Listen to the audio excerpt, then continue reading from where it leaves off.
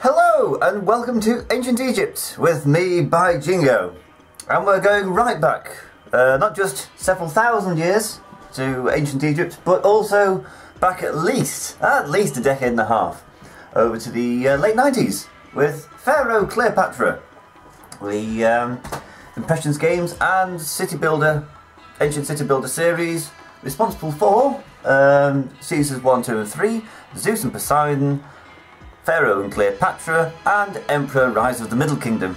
All favourite games, well, apart from Seasons 1 and 2, I never played those. But all the rest of them are favourites of mine from childhood, which seems to be what the majority of this channel is dedicated to. Games from my childhood that I still play today. So here we are at the main menu. If it seems a bit of an odd cut, it's because I couldn't record the initial screen, which I wanted you to be the first thing in this Let's Play that you saw, and then go smoothly on to... I can't even use fraps on this. This is the kind of effort I put in to make sure I record these games. Anyway, enough self-aggrandising of how wonderful I am, and let's get on. Let's play Pharaoh / Cleopatra. We can also edit missions, but until you actually experience the mission, there's no real point, is there? I could probably not visit the Pharaoh website. I think Sierra's since gone out of business. They were Impressions games got taken over by something like that. By the time that, never mind. By the time that Pharaoh became Emperor Rise of the Middle Kingdom, Impressions games became Sierra. I don't know if they got bought out, and then Sierra itself disappeared. Anyway, it is me. This is my offline game, so we'll not play as me. We're going to play as me. So create the family. By Jingo, but we can actually choose an Egyptian name, but who wants to do that? I can't use an exclamation point, so that's a bit of a shame. I ought to have that as change my name by deed poll, just finish it off with an exclamation point. Anyway, I've taken so long doing this, I think the music's going to loop any moment now. There we go. And here we are, the By Jingo family. We can choose a mission. No. If you're new to Pharaoh. Custom missions. Let's start the family history, because I'm doing too much warbling. I did another recording of this. It was so much better, but hey, I didn't put the cursor in so you couldn't see what I was looking at, so I had to scrap it.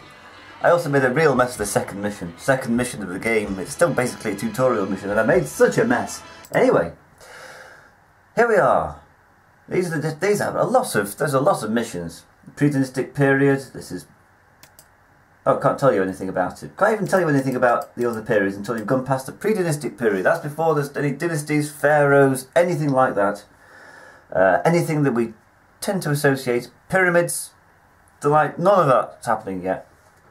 The kind of things we think to of as ancient Egypt, none of that. Apart from the Nile, that's still there. So here we are. It is said that the journey of 1,000 miles begins with a single step. So may the story of a great nation begin with one dream. The Red Land has given birth to such a dream. Oh, doesn't that look horrible? Clans of nomads carry it in. Not the nomads, but just the desert. The immeasurable desert. Into the land of Egypt. I wonder where they came from. I don't know.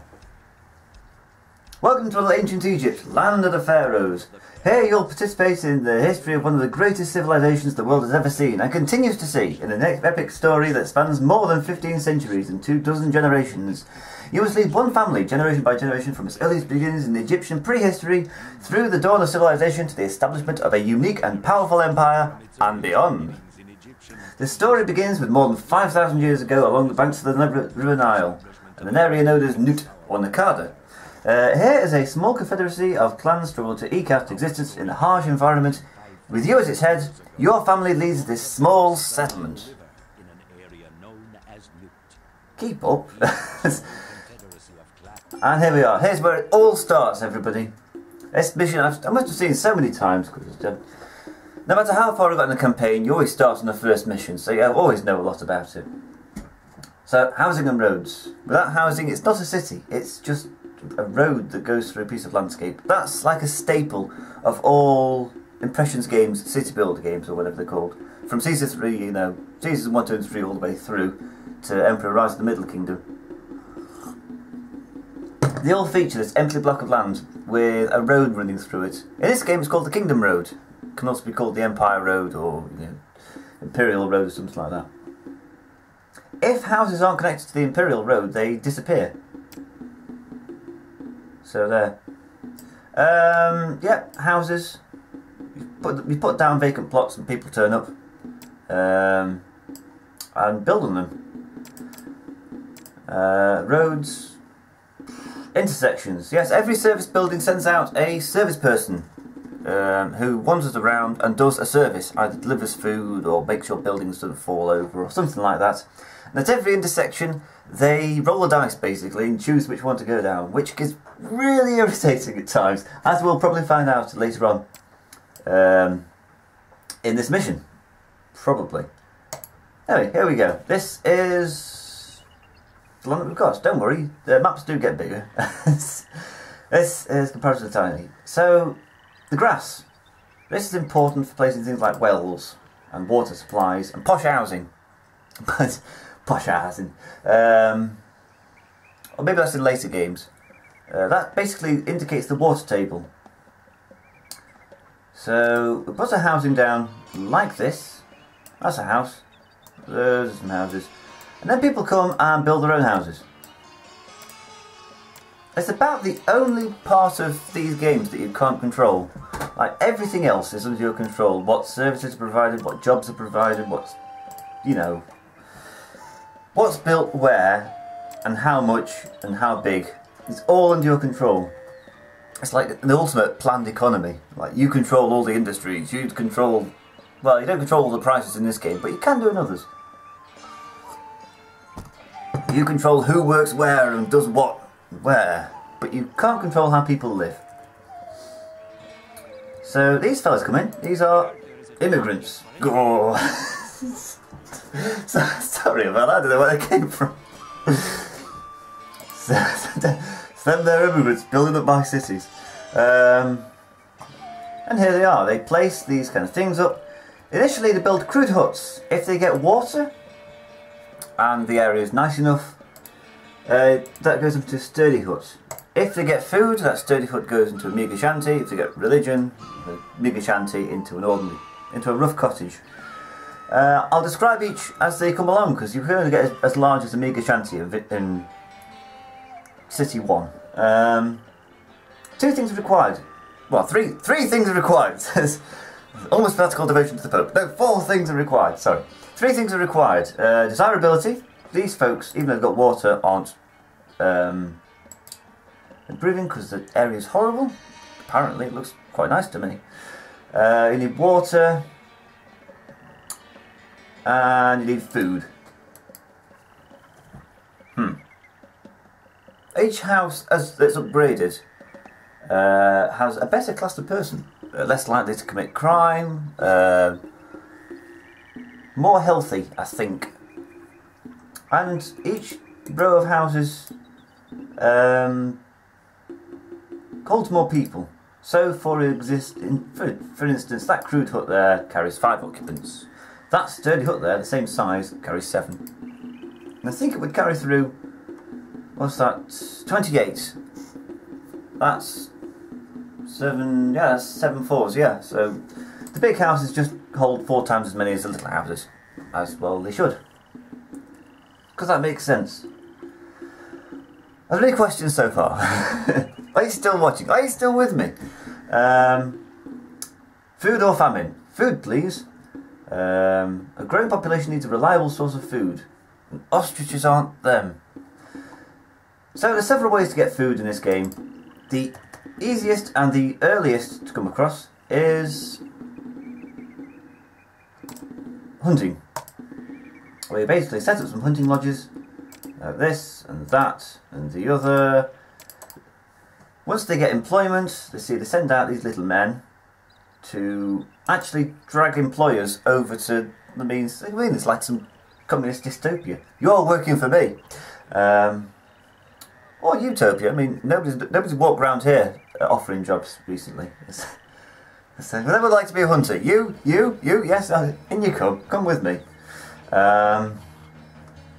You also need a granary to store meat. That's not what granaries are for. Granaries are for grain. It's in the name. As the Americans call them, granaries, I believe. Or maybe that's just something I've thought happened but doesn't. And then bazaars take the food from the granaries and distribute it to all the people. So you see, you've got some hunters out here, nearly invisible when they pull their heads to the sand. If you right click on people, like this, well, that's an ostrich, but if you right click on him, he tells you what's going on. Sometimes they say interesting stuff, sometimes just say the same thing over and over and over. Let's see what he has to say. I'm the most popular person in this city. A lot of people need jobs. Well, don't blame me. Blame him for trying to find people to work in the granary all the way down there. See what I mean? It's just randomly assigned, like what turning it takes, where. So it could be years till that granary gets a employee. Oh, but it isn't. And then this woman, the bazaar needs some items, and I'm going to collect them. And there she is, and she has some little children with her. Baskets now, but one day I'll run the bazaar. Aim a bit higher, kid. There's like several of you, and only one person can run the bazaar. So now this woman here, people what they want. You're not doing your best because you're wandering all the way down here.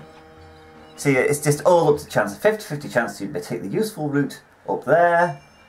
50% that you take the non-useful route out into the wild green yonder. Okay, so here we want to emergencies, where things happen. If you put down a couple of firehouses like that and like that, they find jobs and they send out fire marshals who go around preventing fires from taking place. Like if you go into the overlays and risks fire, all these buildings are at risk of catching fire unless he walks past. You know, it's like prevention kind of things that they do.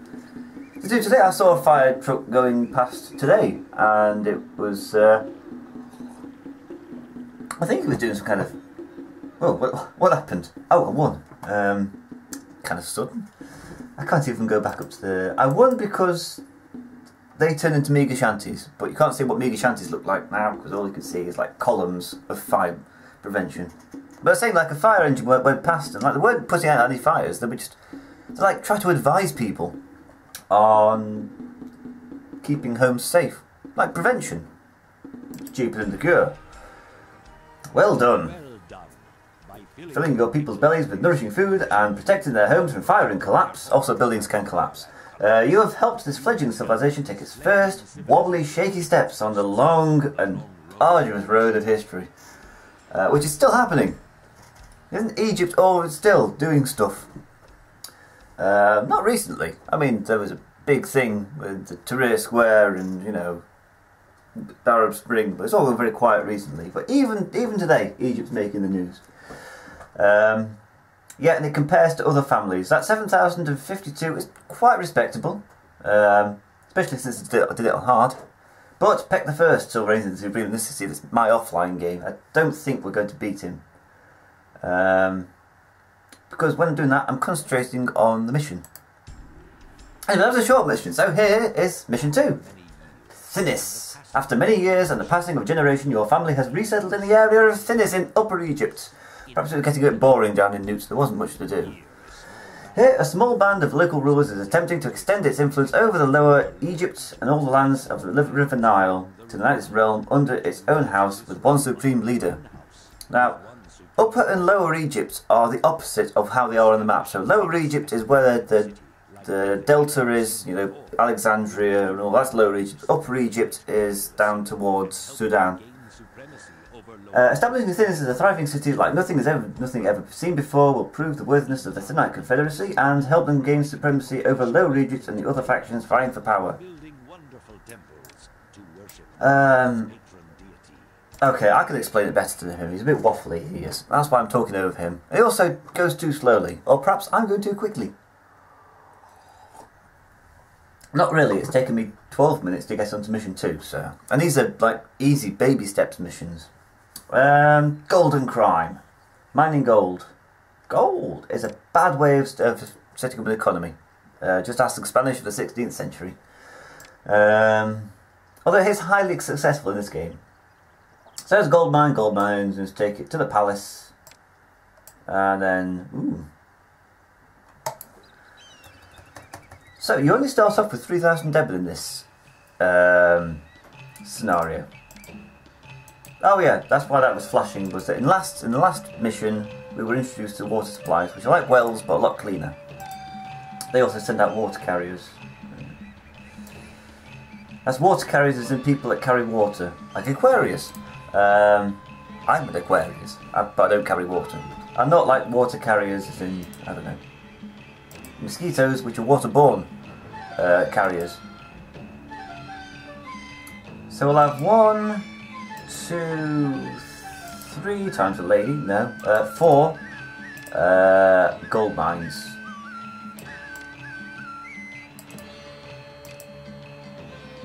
And the village palace. And a firehouse. An architect's post. And a spot of housing here. And the majority of housing over here. Now, how do I want this done? Cheaply.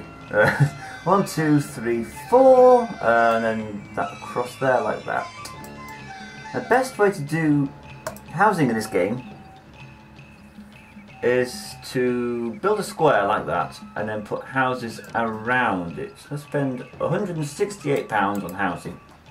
On basically just plots of land saying, hey, somebody set up here. That shouldn't cost money. Never mind. Weird signs as well. Right, I'm trying not to run out of money here. That's a little personal challenge that I like on this mission. Can you set up the initials of an economy with like the minimum funds before the gold mines come online? I don't think we're going to make it this time. Ah, here they are. Here they come.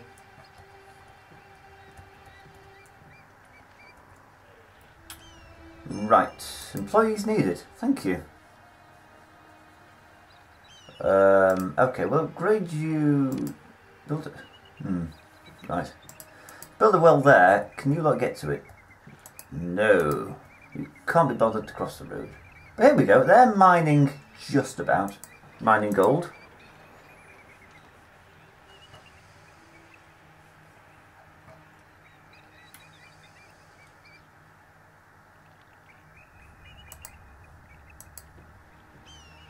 I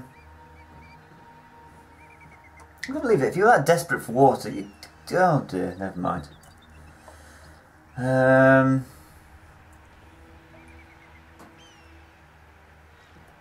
Hey! We're in the money! So with that done, I might actually build a water supply. Just to show you what I mean.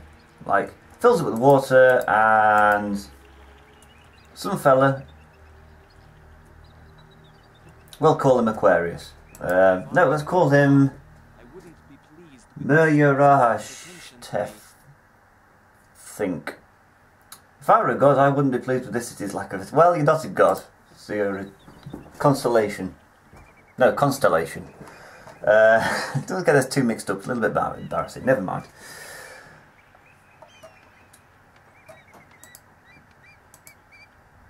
Yeah, that's never going to grow anything out of like a crude hut, because apparently nobody likes to live next door to mines, but oh well.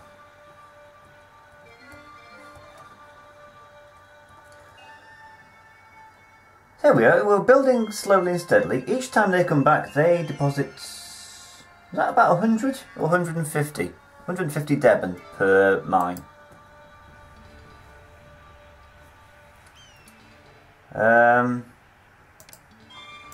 I'm going to put firehouse there, an architect's post there, Huh.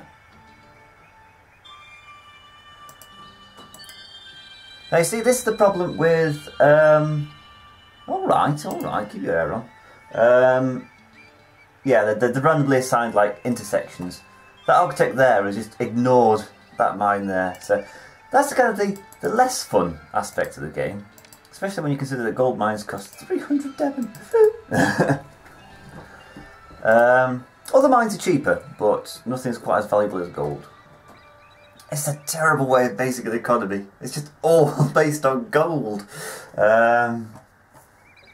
Gold is alright as a means of a currency exchange for the exchange of goods and services, but if there aren't the goods and services there to make up for the gold, then inflation just happens. So there. That's economic theory, 3100 BC style.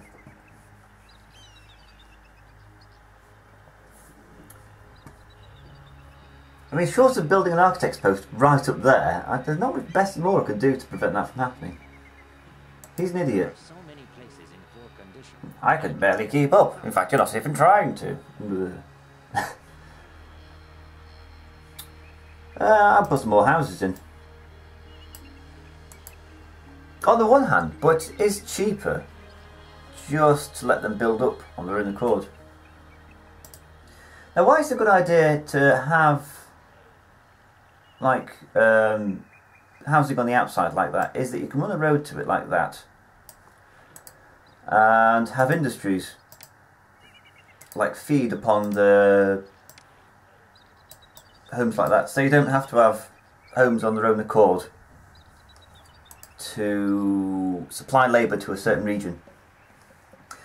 It looks better aesthetically, and also it's a bit of a safety valve, because what can sometimes happen is there's a disconnect between, there's a lot of jobs like in one part of the city and there's lots of people living in another, but because somebody decided to move out of that house there, it's not being connected. So there really. Hunting lodge. Oh god, we're splashed. We're in the money, so we'll put that, and a granary, and a bazaar. Crikey, granaries are expensive. Never realised that before.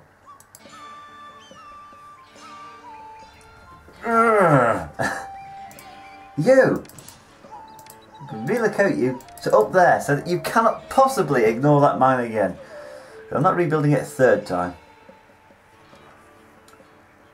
And I've noticed that aspect of the game before. Like, it costs 4, I think, to place down a new house, but it's free to upgrade a house if you provide like the goods and services. So building up is cheaper than building out. Who knew?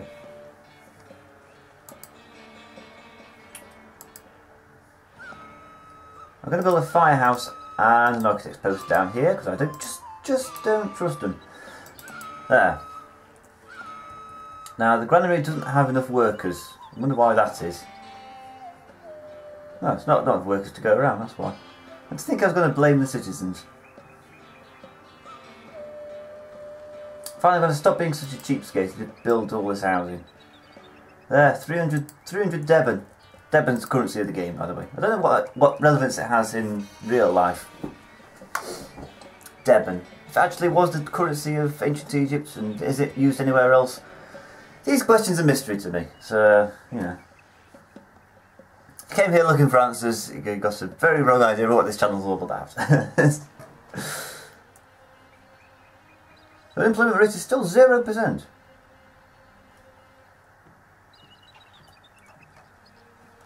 I'm waiting for the water carrier to do his thing. They've still not got any water. Still not got any water. There we go. Plenty of food though, look at all that. And unemployment is 9%. Good, so now we can afford to put a temple up. Like that. And a few shrines. Shrines, they increase how much the god likes you. She's apathetic at the moment, best. Goddess of the home, body of a woman, head of a cat.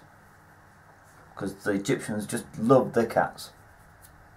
Well, as I said, like the internet's a lot like ancient Egypt. People are writing on walls, and everybody loves cats. Something like that. And then there's the entertainers. So you put a booth down there. These are really irritating because they have to be on an interchange like that. When if you know how bad interchanges are, it's a problem. Then you put a juggler school. So that fella there. Oh, there's a fire in the city. Why can't I give a damn? There's a firehouse right there. Oh dear. I'm going to do a lot of shouting, but I can just tell throughout this Let's Play I'm just going to do a lot of shouting. So much shouting. So we'll build some more hunting lodges. Not that it's really necessary.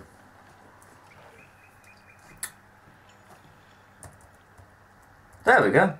So yeah, they make a juggler every four a month, and he walks down there, puts something on the booth there, puts on the show for 60 days.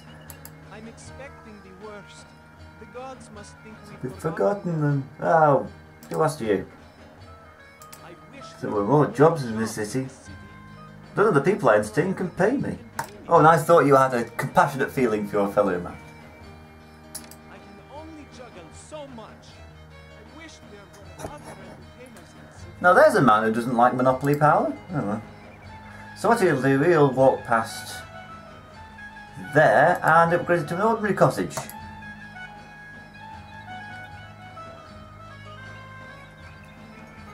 And another one, and I believe the aim of the game is to get 6.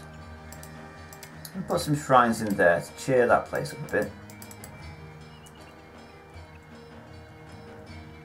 Shrines are quite expensive, aren't they?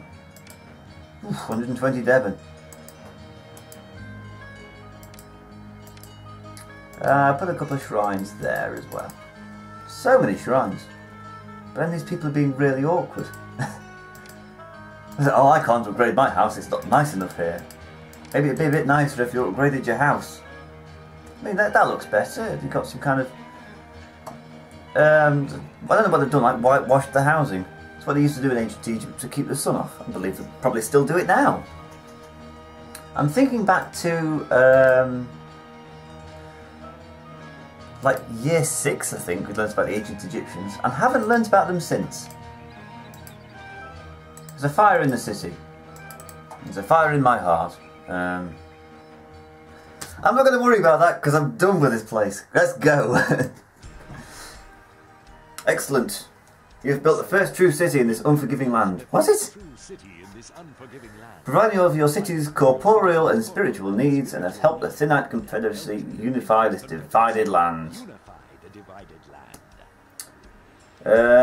Score 1096. Less of a score because I took longer. I took 29 months there. Well, I was thinking in terms of actual time, about the same. Anyway, we've come up to 27 minutes and 30 seconds. So, we're coming up to 53 minutes past 7. And I'm going to leave it here. That's the first 2 missions. Give it a look. Tell me what you think. And I will carry on, whether you like it or not. I will see you next video when we will be in Perwadget. I can't remember the classical name of the city now.